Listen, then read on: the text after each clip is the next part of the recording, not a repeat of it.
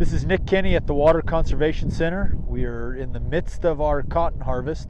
Where I'm standing right now is in the race trials, and this is a project that Dr. Jordan Bell with Texas A&M AgriLife is conducting. This is a multiple-year project. This one at the Water Conservation Center is one I'm quite excited about, and I'm bragging on her behalf because of it.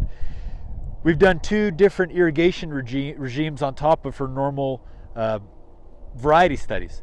And so what we're looking at now is a very clear visual of why this work's so important in the Texas High Plains, all the way up through the Texas North Plains where we're at. Transitioning certain hybrids and varieties to match the weather pattern here is crucial for us to maximize cotton production and ultimately maximize our water use efficiency and profitability on cotton. So I want you to look straight down this row with the visual, and you can see that there is one variety, and I'm not going to disclose this, Dr. Bell can, that clearly performs better than, say, the one right next to it for these conditions. And the conditions we're talking about are a little cooler start, an earlier frost and a cooler end, and the same intensity of heat in the middle of the summer. But those two bookends really cripple many cotton varieties where certain ones seem to shine. And so this is a visual that you don't typically get to see, and obviously Dr. Bell will put numbers behind it, but this is the exact type of work that we want to be looking at to start to categorize which cotton is going to be here to stay in North Plains production. So there's a couple things I want to look at that we're looking at with this cotton. You can notice that most of these bolls, the cotton's still really tight in there. It's got a good storm protection, good hardiness in it. Hasn't gotten very loose. As we've gone through most of these plots, very few are shedding cotton and fiber to be on the ground. So we're going to be able to harvest just about all of this. Anyway, that's a good visual of what we're trying to accomplish here.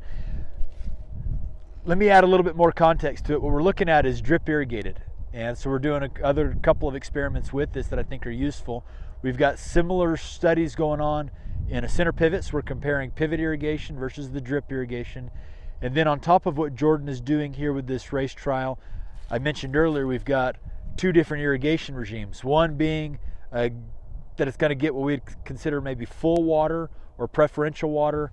One would be mimicking what we would be doing if we were splitting and relaying water between corn and cotton, where the standard thought is we will irrigate our corn primarily. When we have a break in the corn, we'll transition some of that water to the cotton and then go back to the corn as needed. So basically the corn becomes the primary water use crop and then the cotton becomes the secondary. And the idea is that symbiotic relationship, they both can be profitable. What we're trying to do is put numbers to that speculation. And this is the best study I've seen to do that. I think Dr. Bell's done a great job, and I'm kind of happy to have some visual displays so that when the numbers come out, we can say, this is what it's going to look like in your mind, this is what it's going to look like in numbers, and then we can ultimately say, this is what it's going to look like in projection for being part of a farming operation in the Texas North Plains.